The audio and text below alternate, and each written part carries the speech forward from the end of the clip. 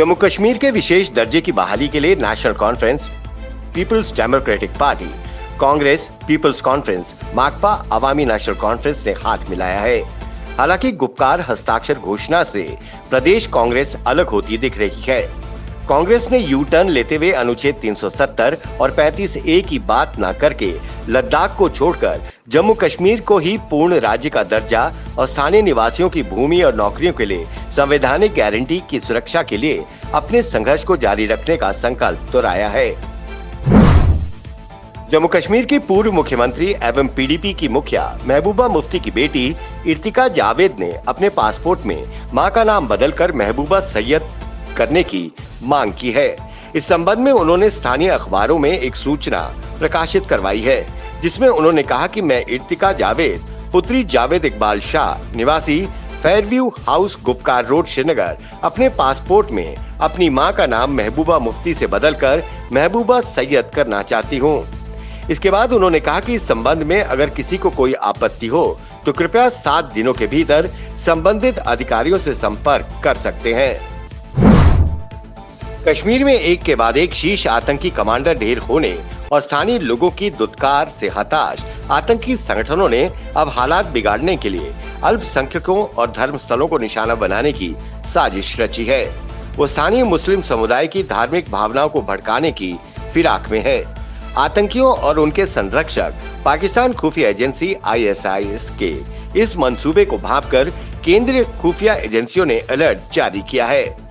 इसके आधार पर प्रशासन ने अल्पसंख्यक बस्तियों और धर्मस्थलों की सुरक्षा का आंकलन कर इसे और बेहतर बनाना शुरू कर दिया है।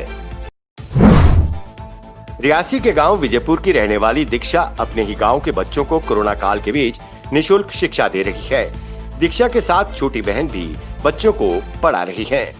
ग्रामीण क्षेत्र के बच्चों की पढ़ाई प्रभावित न हो, इसके लिए PG कर रही दीक्षा ने खुद मोर्चा संभाला। SOP का पालन करते हुए उन्होंने विजयपुर के स्थानीय मंदिर को ही शिक्षा का मंदिर बना दिया। यहाँ पर गांव के बच्चों को पढ़ाने लगे। विजयपुर की रहने वाली 25 वर्षीय दीक्षा कलहुरिया जम्मू यूनिवर्सिटी में PG की छात्रा है। कोरोना संकट में शिक्षण संस्थान बंद होने पर दीक्षा घर लौट आई है। जब ग्रामीण बच्चे हर समय खेलते दिखाई दिए तो उनके भविष्य के बारे में वो चिंतित हो गयीं। ऑनलाइन पढ़ाई न हो पाने के कारण बच्चे दिन भर खेलते रहते थे। दीक्षा ने करीब 23 बच्चों का पता लगवाया जिन्हें शिक्षा की जरूरत थी। इसके बाद सबको मंदिर में ही पढ़ाने लगी। इस मौके पर पढ़ाई सामग्री भी बच्चों को निःशुल्क दी गई। दीक्षा ने बताया कि जरूरतमंद बच्चों को शिक्षा की लौ जलाकर उन्हें खुशी मिलती है। सरकार ने कोरोना काल में टीवी धारावाहिकों और फिल्मों की शूटिंग को लेकर दिशा निर्देश जारी किए हैं। केंद्र सूचना और प्रसारण मंत्री प्रकाश जावड़ेकर ने कहा कि फिल्मों और टीवी धारावाहिकों की शूटिंग अब फिर से शुरू की जा सकती है, लेकिन इसके लिए सामाजिक दूरी के नियमों का पालन करना होगा। प्रकाश जावड़ेकर ने कहा कि मुझे ये घोषणा करते हुए खुशी हो रही है कि हम फिल्म और टीवी कार्यक्रम की शूटिंग के लिए मानक संचालन प्रक्रिया SOP जारी कर रहे हैं। फिल्मों और टीवी धारावाहिकों की शूटिंग अब फिर से शुरू की जा सकती है। पूर्वी लद्दाख में LAC पर चीन के अड़ियल रुख को देखते हुए भारत ने अपनी सेनाएं किसी भी हालत में कम न करने का फैसला किया है। इसके साथ ही चीन को साफ संदेश दिया गया है कि भारत LAC पे किसी भी प्रकार के बदलाव के प्रयास को बर्दाश्त नहीं करेगा। यदि ऐसा करने की कोशिश की गई तो भारत चीन को मुंह तोड़ जवाब देगा। सुरक्षा से जुड़े शीर्ष अधिकारियों की रक्षा मंत्री राजनाथ सिंह के साथ हुई महत्वपूर्ण बैठक में ये बातें उभर कर सामने आई है। IS आतंकी अब्बू यूसुफ की गिरफ्तारी के बाद दिल्ली पुलिस की स्पेशल सेल की टीम को बड़ी सफलता मिली है। दिल्ली से गिरफ्तार IS आतंकी अब्बू यूसुफ की निशानदेही पर स्पेशल सेल की टीम ने यूपी से भारी मात्रा में विस्फोटक और बम बनाने का सामान बरामद किया है।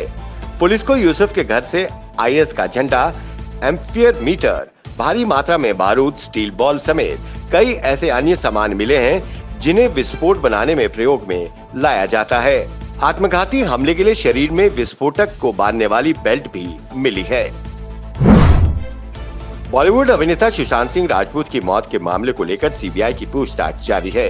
रविवार को मुंबई में जांच का तीसरा दिन था। रविवार को CBI ने DRDO गेस्ट हाउस में सुशांत सिंह के फ्लैटमेट सिद्धार्थ पिठानी और बावर्ची नीरज से पूछताछ की।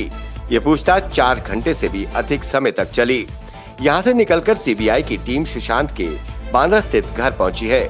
जानकारी के अनुसार अभिनेत्री रिया चक्रवर्ती को भी सीबीआई टीम पूछताछ के लिए बुला सकती है। इससे पहले शनिवार को सीबीआई टीम सुशांत के बांद्रा के ड्यूप्लेक्स फ्लैट पर पहुंची और लगभग 6 घंटे छानबीन की थी। कांग्रेस में सोनिया गांधी का अंतरिम अध्यक्ष के तौर पर 1 साल पूरा हो चुका है और पार्टी अब नए सिरे से अध्यक्ष चुनने के लिए तैयार है।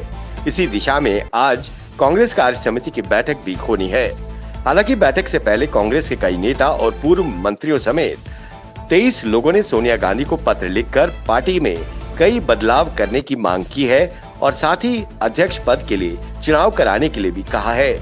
कांग्रेस अध्यक्ष सोनिया गांधी ने पार्टी के नेताओं के इस समूह के द्वारा लिखे गए पत्र का जवाब देते हुए कहा कि उन सभी को एक साथ मिलकर एक नया प्रमुख खोजना चाहिए, क्योंकि वो जिम्मेदारी अब पूरी नहीं कर सकती हैं।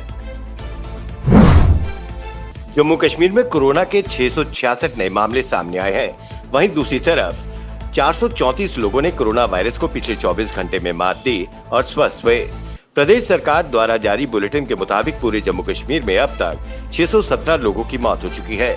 वहीं प्रदेश में सबसे ज्यादा प्रभावित जिला श्रीनगर रहा, जहां कोरोना के 258 नए मामले सामने आए हैं। वहीं अगर जम्मू संभाग की बात करें तो यहां 126 नए मामले सामने आए, तो वहीं दूसरी तरफ कश्मीर संभाग में 540 नए मामले सामने आए हैं। इसके बाद पूरे जम्मू कश्मीर में कोरोना संक्रमितों का आंकड़ा बढ़कर 32,647 हो गया है।